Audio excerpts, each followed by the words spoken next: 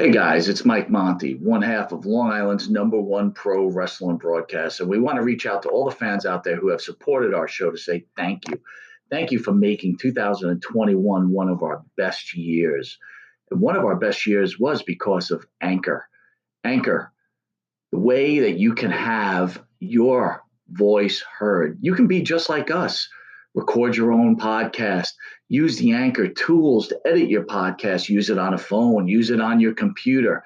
It's everything you need to make a podcast in one place. And best of all with Anchor, they're totally free. So be just like Long Island's #1 pro wrestling broadcast, Monty and the Pharaoh. We're looking together for a great 2022. We've got huge guests coming on board. Oh, yeah. You probably wonder why Jimmy's not here right now. Well, he's prepping for one of the best interviews we're about to have, and we're going to surprise someone with. So hang aboard with us, and don't forget, be like us and use Anchor. Good evening and welcome to Wrestling Rewind. I am your host, Angel Amoroso, and I am joined by my co-host, the Iron Man, Tommy Cairo. Hey, what's happening, Angel? And this week, it's time again for Wrestling Archives. So what do you got for us this week, Tommy? All right, today we're going to have a classic matchup. We're going to have Memphis Wrestling from March 22nd, 1980 at a Memphis, Tennessee WMC5, Channel 5 TV studio against NWA Southeastern Championship Wrestling, same day, March 22nd, 1980. This is out of Knoxville, Tennessee, out of the WBIR Channel 10 TV studio. So not only are they the same day and date, but both out of their respective TV studios, which has always been my favorite way to watch wrestling. Yes. It's just that personal touch, being in that 150 people. You know, they throw a sign up outside the studio, TV taping today. If there was a charge, it was very minimal. And people, you know, got to watch wrestling live and see, you know, the angles set up and, you know, all the interviews leading up to the bigger shows, which, as we all know, is how these companies built their cards by running the angles on TV and then, you know, offering the show live at any given point, usually probably once a month, the big shows. So you had, you know, 4 weeks of TV taping to lead up to that, which is the way it's supposed to be.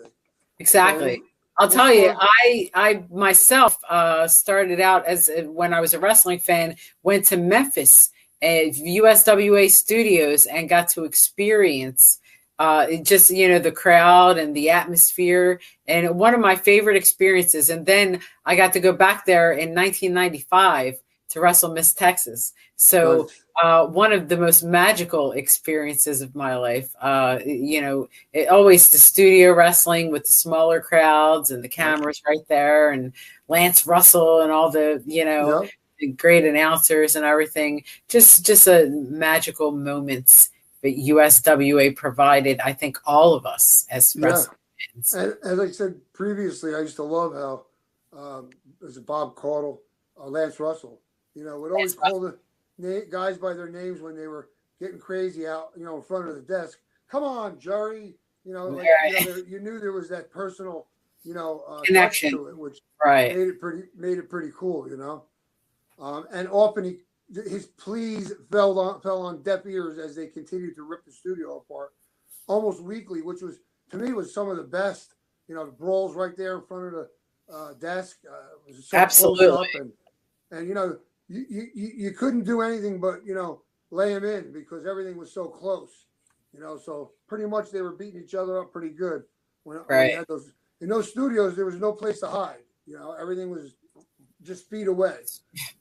So made for some very some very tight work.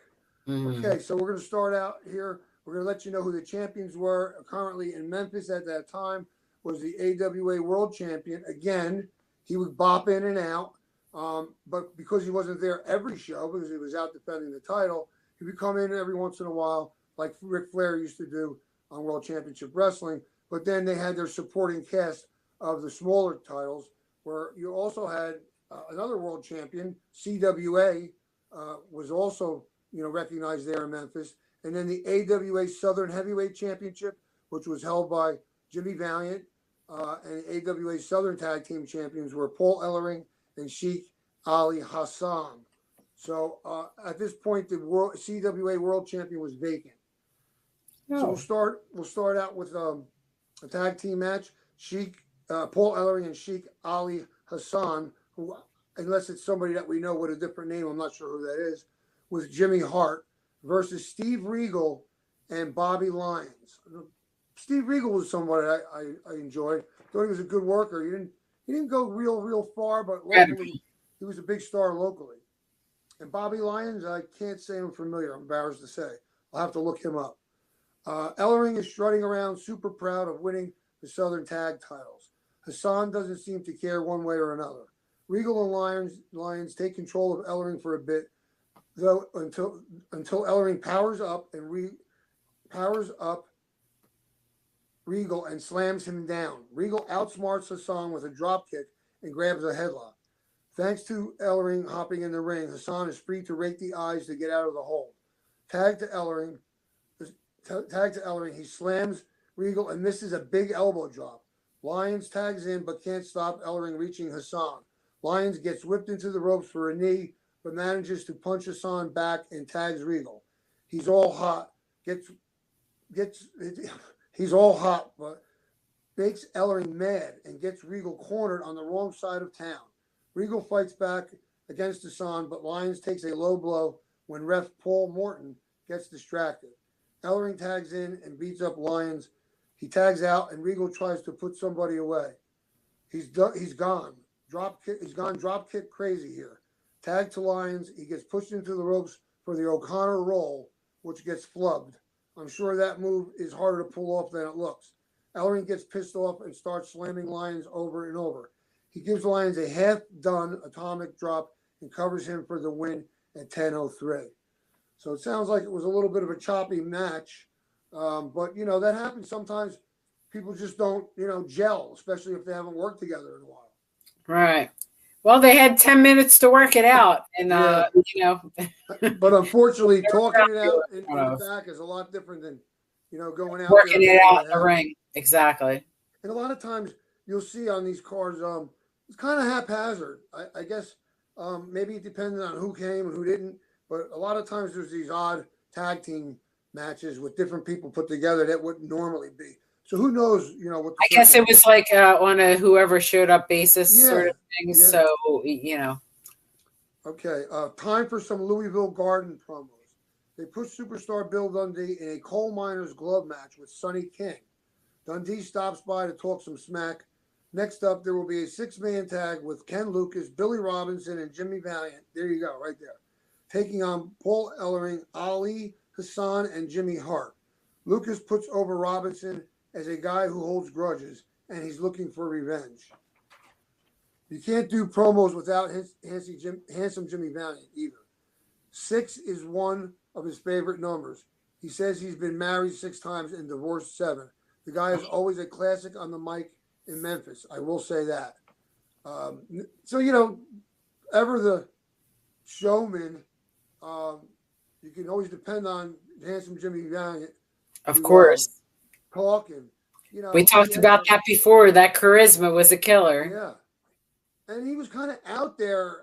He had that, I think he had like a star tattoo here or something. Yeah. And, he had that beard. I think he was a very eccentric type of guy. But really interesting. Yeah.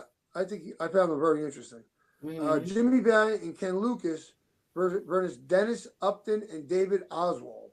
An angry Lucas starts out beating up Oswald. In comes Valiant. He slings Oswald over to Upton. He does a little slamming and pounding. He tags Lucas to get a break. Lucas delivers a back elbow and drops a couple knees on Upton for the win at 2 minutes and 33 seconds. Squash. Yeah. So I wonder. Big squash. We'll have to see going forward if we see much more of that. Valiant and Ken Lucas.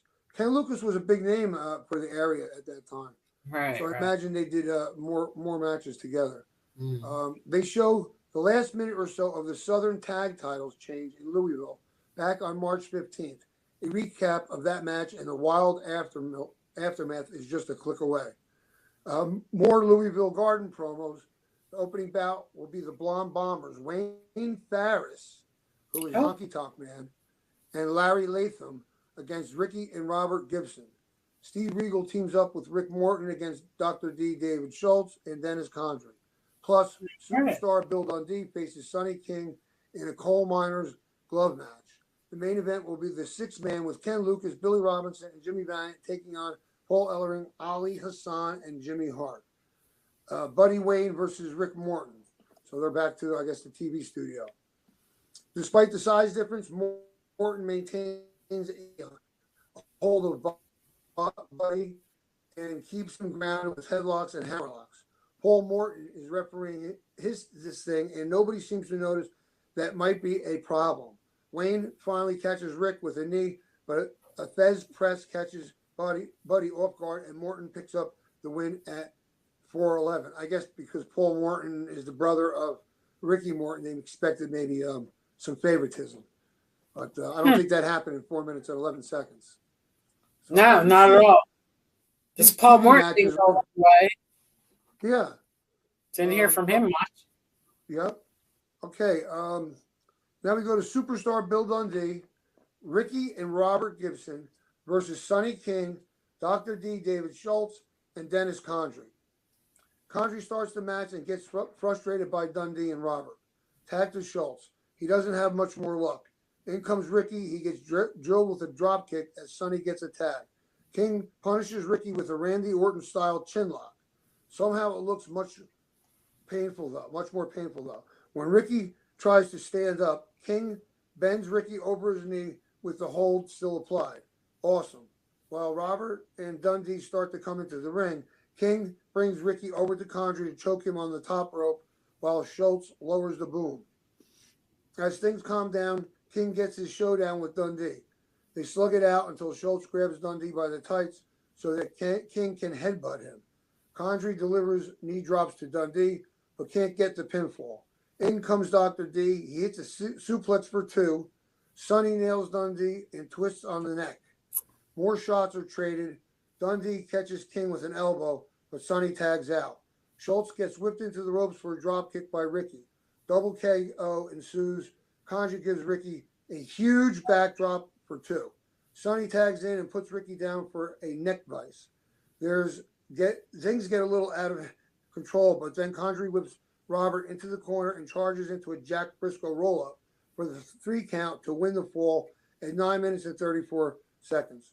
Russell really loved this first fall, and so did I. Lance Russell, I guess he's referring to. Oh, was it a 1 fall? Is this like a 2 out of 3 fall match? I mean, they didn't say that. Yeah, I don't remember that in the intro, but I assume that there's more falls. Oh no, he just said for a roll-up 3 count to win the fall, not necessarily. Okay, so there's no other falls. There's just all right. The same thing. Yep. Yeah, a little confusing, but sounded good. A lot of action back and forth. Sonny King, I loved Sonny King when he was in the WWF. He was a baby face at that time. And I don't even think he was top billing, but, he was up there. Okay, our last of the Louisville Garden promos for the night. Russell hypes up the 6-man tag main event for Tuesday night and brings in Paul Ellering, Ali Hassan, and Jimmy Hart. Jimmy wonders why people are always trying to get to him in the ring. He's a manager, not a wrestler. Ellering goes off on a coke-filled rant, calling Billy Robinson, Ken Lucas, and Jimmy Valiant the 3 little pigs, and they will set their house on fire. Oh boy. Lance Russell wishes we had 2 hours today for the 6-man tag. Unfortunately, we do not. Russell and Brown wrap up the show, and we're out of here for another week. So a coke-filled rant, huh? Yeah, wow. Wow. Well, strong. I think that. Okay. They said it. You just. And I'm quite sure it's probably true. As probably. We've heard many of the.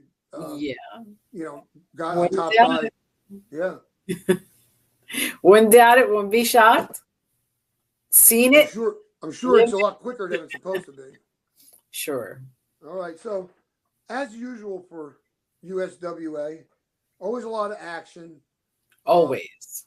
A lot of angles going at the same time. But as you'll attest, it never made for a boring show. Never. I don't think I've ever watched a USWA program and walked away and been like, oh, that was really boring. Like never, ever boring was ever a word to describe the USWA. Absolutely. Always perfect. The right amount of violence, the right amount of skill where you needed it, and it just perfect. Yeah.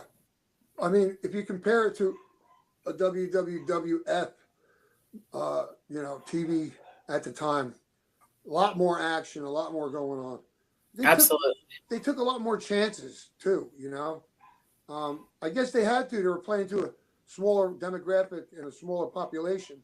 So you had to go the extra mile to keep people interested.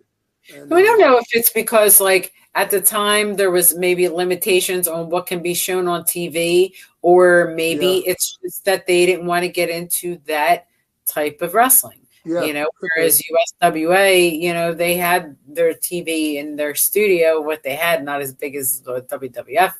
WWF rather, but in the same, you figured they had a little bit more leniency out of Channel 5 than WWF would out of their bigger stations. So different products. Yep. All right. So now we will go to what was under the NWA Southeastern Championship Wrestling, March 22nd, same day as the last card. 1980, Knoxville, Tennessee, WBIR Channel 10 TV studio. The current Southeast Championship Wrestlings are, and again, the recognizing NWA World Champion Harley Race. And to get around the fact that he wasn't there all the time, of course, they had their supporting cast, which was the NWA Southeastern Heavyweight Champion, who was Killer Carl Cox, big fan. NWA Southeastern Tag Team Champions, the Manchurians. Not quite sure who they were. I'm sure they're workers that we knew, just with a different name. NWA Southeastern TV Champion was Dutch Mantell. And the NWA US Junior Heavyweight Champion was Tony Charles, a guy from England who was a really good worker in the fashion of I never remember the guy's name, a short little stocky English guy. It'll come to me later. I think the two of them had some great matches. Les Thornton. Okay. Your host for the show, NWA Southeastern Championship Wrestling, is Les Thatcher. Okay. Terry Taylor versus Ron Slinker. Thatcher describes Slinker as a karate guy who has successfully switched over to catch-as-catch-can style wrestling. He even goes as far as to say Slinker is a contender to Harley Race. I don't know about that. Slinker looks like John Denner to me. Look him up, kids. Taylor is very young here. He's probably about 6 to 7 months in the business at this point. Wow. We got, Scrappy McGowan as the referee. It's strange because I'm so used to seeing him only in Georgia before that operation shut down.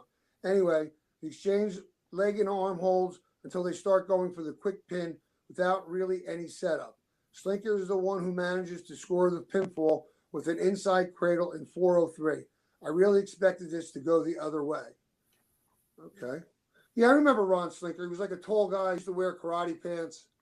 Used to see him in WCW. It's like a pretty good hand, journeyman guy.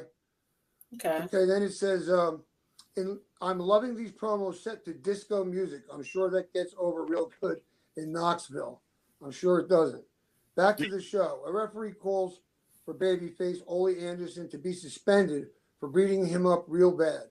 Killer Carl Cox stops by to support what the referee wants to happen. They were in the Marines together, for crying out loud. The audio is pretty bad, so it's hard to figure out what's going on. But it sounds like there will be a lights out match between Ole and KKK, Killer Carl Cox.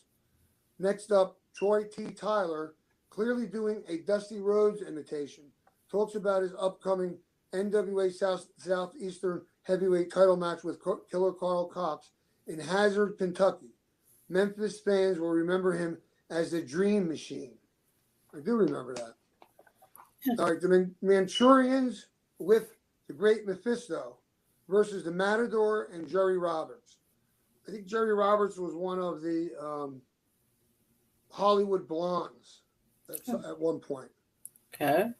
All right, the Matador is under the hood as the great Jerry Stubbs, while Jerry Roberts is best known as Jacques Rougeau because smelly Frenchmen don't get over. I can't read this. All right, as blowjob baby faces down in Knoxville anyway. This is America, folks. In case it's confusing, the Manchurians are essentially the Mongolians here. Makes sense, right? They are geographic neighbors after all. Ron Slinker has joined the Thatcher for extra special commentary. Big brawl to start as the Great Mephisto decides to leave after getting beat up. Matador gets his ribs stomped by the Manchurians and stuck in a chinlock, tagged to Roberts. He gets stuck in the Manchurian's corner with heel moves. Roberts takes a knee and falls back into his corner to tag the Matador. It's bad news for the Manchurians, but for some reason Roberts gets tagged in again. He hits one of the Manchurians with a drop kick from the second rope, but telegraphs a backdrop. The Great Mephisto is back at ringside now. One of them applies a nerve hold on Roberts until he can't continue to get the win at 5:32. The match was fun, but the aftermath is even more interesting. With Roberts out, the Matador gets double teamed and tied up in the ropes to be whipped. When Ron Slinker comes to save him, the Great Mephisto throws a fireball at him. Down goes Slinker. Now, I always liked that fireball thing. Especially if it's done right. And I had done that in my promotion a couple of times with none other than Rock and Rebel, throwing it. And we taped a promo for an upcoming match and used that in the promo, and it's absolutely spectacular. Right in the guy's face, big flash. And, awesome. It's not very dangerous because it goes up so quick that it can't even, get to your face. But it looks so powerful. It does. And when people use it, it's like, oh wow, that was just such a magical part of the show. Yeah. Like you don't see people throwing fire at each other much in fights. No. So when you do see it, it's a pretty special event. Absolutely. Then the guy comes back for at least 2 weeks with his face taped up. It's a right. good gimmick. Okay. When we return from a break, the Matador complains about being beat like a dog and can't wait to get his hands on the Great Mephisto. Les Thatcher is now with Alan Williams and promoter Bob Polk. They discuss how out of hand and violent wrestling has gotten lately. Polk wants anybody who has photographic evidence of the incident involving the Manchurians and the Matador and Jerry Roberts that happened out in the parking lot last week during the TV taping to let him know, because right now it's just one person's word over another, and that doesn't mean a whole lot. Talk turns to Killer Carl Cox wanting Ole Anderson to be suspended for hitting the ref, but Stan Hansen stands up for Ole and shows video proof that there might be some serious collusion between Killer Carl and that referee. In one instance, Killer Carl knocked out Ole with some foreign objects from his tights in plain sight of the ref and didn't get DQ'd for it. In fact, the ref still just counted the 3 count like normal. In a second instance, Ole beats up the ref and gets held by Killer Carl Cox to be punched on by the ref. Now that's collusion. Hansen mentions other instances where Killer Carl Cox won matches in other areas, and the guy was a referee there as well. Hansen feels that referees should be suspended and that Killer Carl has a belt that doesn't mean anything because he didn't win it fair and square. Hansen leaves his cowboy hat there on the table to go wrestle. I have a breached door. Did you see my dog go behind us? No. Hold on. You can't see that far down, so we're good. Oh my gosh. I'm sorry. Oh, he's adorable though. Come on. Oh, he's so hot.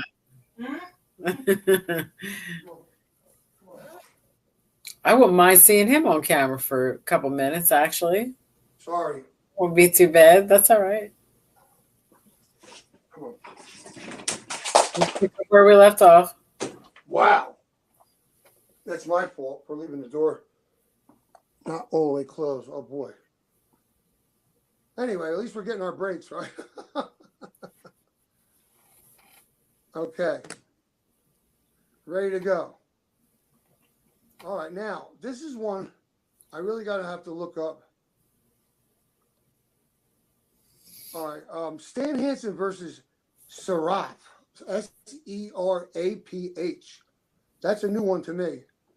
Anyway, sounds like it's going to be a quick one. While Hansen is in the ring, Killer Carl Cox comes out and screws around with his hat. Killer Carl Cox takes out his pocket knife and cuts up the hat. The crowd is yelling at Hansen to look over at the table. Oh boy, about 2 minutes. Hansen finally sees what's happening and gets into a fight with Cox. Nobody messes with Hansen's stuff and gets away with it. Awesome. Now, I'll tell you, I got to tell you a story about Stan Hansen. I was at the Wildwood Convention Hall in Wildwood, New Jersey. He was on a card. I remember actually I was in a battle royal that included Bruiser Brody, Stan Hansen, Crazy Luke Graham, Abdullah the Butcher, a whole bunch of others. And on that night, I walked into one of the dressing rooms, and Bruiser Brody was sitting there. So I tried to, excuse myself. I said, sorry. He goes, no, brother, sit down. He left from there and went to Puerto Rico, and that's when he got killed. So I saw him right before he went. And he was telling me how, he'd been on the road forever, and he couldn't wait to get home, but he had to make a quick trip to Puerto Rico. And that's the trip he made and never came back. Tragic. Yeah, pretty bad. But Stan Hansen, I remember we were getting in our car, pulling out of the parking lot, and he was walking. So he must have parked his car, a couple blocks away. And we kind of like we're behind him, kind of like following. Like we were wondering where he was going. And then we realized he was headed towards his car. And he got to his car. No, I'm sorry. While he was walking, I saw him look around before he looked around and he took his hat off. Like he was staying in character, in case anybody saw him. They wanted to see him with his hat on. Right. And he made that look around and took his hat off and made his way to his car. So that was a little lesson there. Always keeping it kayfabe. Yeah. All right. Check this out. Check out this Troy T. Tyler promo. It's so much Dusty, it's hilarious. Thatcher points out that Tyler is a protege of Dusty Rhodes because it's undeniable. He explains how a bull rope match works with the gimmick in his hand. When Dutch Mantell comes out for their match, he gets awful pumped up and heads to the ring for their match. So this is for the NWA Southeastern TV title, Dutch Mantell as a champion versus Troy T. Tyler. Now, I never, I finally came across this Troy T. Tyler, and I wondered if he had like an agreement with Dusty Rhodes to make that, make himself look like that. He looked just like him. He was heavy set, he worked like him. Yeah. Wow. Definitely did a good job. Anyway, we'll start out this match. It starts out all Tyler as he beats Dutch from corner to corner. Back elbow and a splash gets 2. Dutch fires low and rakes the face to take control. Running knee drop by Mantell sets up a chin lock. Tyler escapes and goes back to his brawling tactics. Mantell tears at the eyes to slow him down. He misses an elbow drop, though, and Tyler comes back with jabs. They trade more shots, but Mantell takes him over with a back suplex. Both men are down. Mantell goes for a slam, but Tyler falls on top for 2. Everybody gets knocked down on this next exchange, including the ref. When they return to their feet, Mantell grounds Tyler for the Cobra Clutch. Tyler sees it coming and retreats to the floor. Back inside, Tyler finds himself on top of Mantell and rains blows down upon him. Mantell goes to the eyes again and grabs a bear hug. Once Tyler escapes, the ref gets nailed again, this time falling out to the floor. As Mantell starts running the ropes, he runs into a back elbow and takes a weak bionic elbow from Tyler. Another ref, Brett Sawyer, appears and slides into the ring to count the pinfall, 6:01. Ladies and gents, we've got a new TV champion. The fight continues after the bell as Mantell posts Tyler and puts the boots to him to bust him open. Tyler finally scares Mantell away with the bull rope. This ain't over, not by a long shot. You know, I always liked when they changed the title on TV. You felt like you were, really getting to see something. Sure. And, it wasn't often enough that it got old. And, they did it in between. They could set that up now for the rematch to be at the bigger show. So it didn't hurt them by changing the title on TV. It was just basically a setup for, the bigger crowd. Right. Says here, time for some more Hazard, Kentucky promos. Stan Hansen hypes his NWA World Title match with Harley Race. He's going to bring it to you, Harley. Seems like an interesting match. Would Harley take the lariat? I wonder. And Les Thatcher and Alan Williams wrap up the show for the week. The Matador wishes Ron Slinker the best in his recovery, especially since he's looking to face Harley Race since he's coming to town. Matador shows us the welts on his back again and vows revenge. Stan Hansen stops by once more with his cut-up cowboy hat to let Killer Carl Cox know their beef is only getting started. Woo! So, pretty good, I would say, a lot of, not similar, but yeah, some similar type angles, and all done in the close confines of the studio, which again, like I said, was always, I always liked it. That close knit, up close and personal shot that you get, which is much different than in the big arenas where, you're much further away. Right. Only a couple rows of fans in the studios. So it gives it a whole different, it's a closer feeling, and it actually does make you work different, because the fans are so close and because they could see so much and hear so much, there's very little room for error when you're that close, and the cameras are that close to you. So, you really have to watch how you work and how well your opponent to know what's coming next. That's without having to tell each other, because they're right there. But whole different feel to a studio. Definitely a lot cozier than an arena. I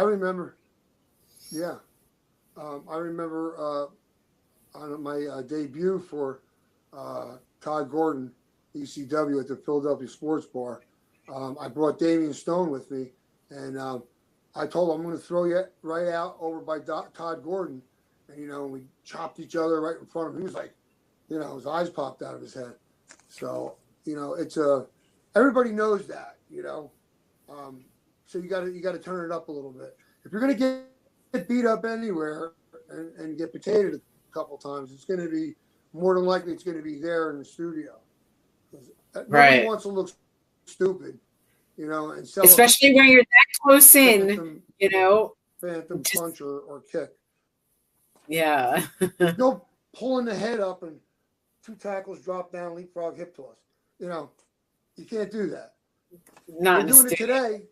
Yeah, they do it today. Watch it on the NWA show or one of those PCW. So that's something that today, what are they doing? They're training like models and whatever, move for move and whatever. And it's still not coming out right from what I understand. No. So how good is it? Yep. So I don't know. It's kind of, to me, I don't know. I'll let you tell me what you think. But I'm going to call this almost like a draw. I think the action was, maybe a little bit more action with the Memphis wrestling, but Southeastern is right there. Similar intensity in both. With the pair ups of all the different matches and the talent that was used. The description of the matches itself, I think, pretty much run neck and neck. In the two. I do have to say that I probably preference USWA a little bit more. Yeah. That's just me. I think that they always put on a fantastic show and always just brought it to you with all the violence that you could get that you weren't really getting anywhere else. So, if I had to choose one or the other, which in this case I do, I would say USWA. Yeah, it's a toss up for me. You know what? I was unfamiliar up until quite a while ago, but for a long time, I had never ever really seen the Southeastern show. And it's funny because Memphis is under AWA jurisdiction, and Southeastern was under NWA. So they're both like a smaller league for the bigger league. Right. I found that interesting. Memphis and Jerry Lawler were always tied to the AWA. Jerry Lawler held the AWA heavyweight title. And I think the unified title was, involved the AWA. But for me, Les Thatcher, who was, a perennial worker, and, him being the host of the NWA Southeastern, which if you look back at results in history, you'll find out that the ICW, which was Lanny and Lanny Poffo and Macho Man's dad's territory, Angelo Poffo. Right. They shared talent and they were battling back and forth in the same area. The TV show looks almost identical. The rosters are similar. So I think they kind of went back and forth, and eventually there was a split, but very similar style and roster. So that's I think ICW was considered like, an outlaw promotion at the time.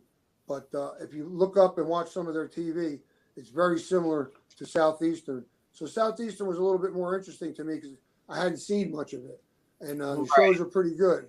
So I'll go for Southeastern. So we'll have to split that one. Okay. Well, I'd say I can imagine it's something that's like a little newer. It could be somewhat more interesting sometimes. So yeah. I mean, don't forget, I didn't grow up. Most of my life as a fan was before you could, hit a button and watch anything you wanted. So, I'm still excited that I can watch anything I want on YouTube. And I'll often put in amazing, rare, isn't it? Yeah. I like to type in rare TV wrestling, and you'll find promotions that ran for a short period of time that had TV, North Atlantic Championship Wrestling. There's so many of them. As a matter of fact, I got a new book. I don't have it right on me here. It's a Through the Lens and Through the Ropes. And it's All South Championship Wrestling was Ray and Ann Gunkel, who ran opposition to the Welches and eventually the Jarretts. And wow. It was a unique situation. I think not too long after her husband died, she kept the promotion going. And but they were in heavy competition with so many other bigger groups. But they held on for a few years. And, although there's no text in the book, you'd have to go somewhere else for the history. It's got all the pictures of the workers from that area and a lot of big stars that performed elsewhere at the same time. So don't forget, some of these guys had to work for, that might be interesting to that might be really interesting to cover sometime in the future to maybe breeze through that book and take a look at each picture that's actually in there to let people give people an idea of where people were before they were famous. Yep. So very interesting, really interesting stuff.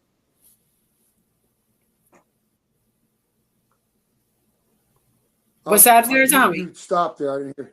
No, I just said real interesting stuff there. Yeah.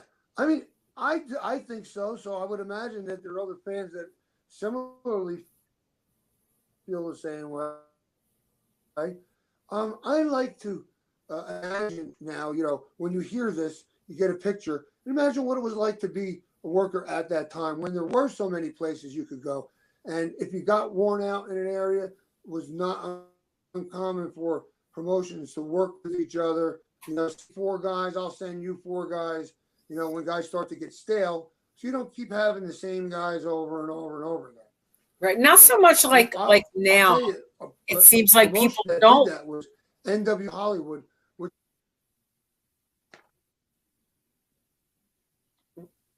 Yeah, it's it's a completely different world.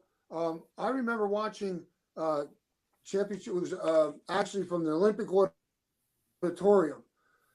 It came in Span 1 out of like Newark or Elizabeth, and it came from the Olympic Auditorium, and the famous RI9 5171 was across the screen, up on top, like where the microphone came from, and it was a great show, except that you can tell that they were using anybody who was coming through because of California being where it is. If they were going anywhere, Japan, New Zealand, Australia, Hawaii, they would stop there. And, they must have had an agreement with Mike LaBelle or Gene LaBelle. Yeah, stop in and we'll put you on, But what happened was it was like a hodgepodge of guys that didn't have any, storyline that just kind of popped in, and they had out of nowhere, like ECW did with me and Ivan Koloff. We had no prior match, but we had a chain match. Right. So they did that a lot. Yeah.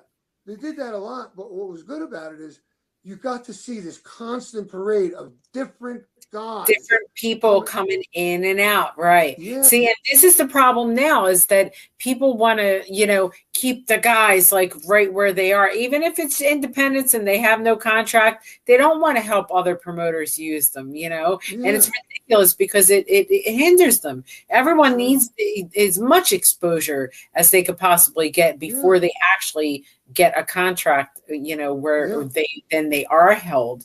So back then it was like more of a mix of different people helping each other and being able to use different guys and give them all the exposure that they needed in order to get the work, that for everyone to see them. And it's just not like that anymore. I don't think it's like that anymore. Well, Vince McMahon killing all the territories. It's getting to be like that again on a much smaller level. Like an indie guy today, like what blows my mind is the amount of indie groups that are out there and active. I mean, I remember back when we were running, going back as far as 10, 12 years ago, there weren't anywhere near as many. Now it's like so many different companies with decent production and decent, TV.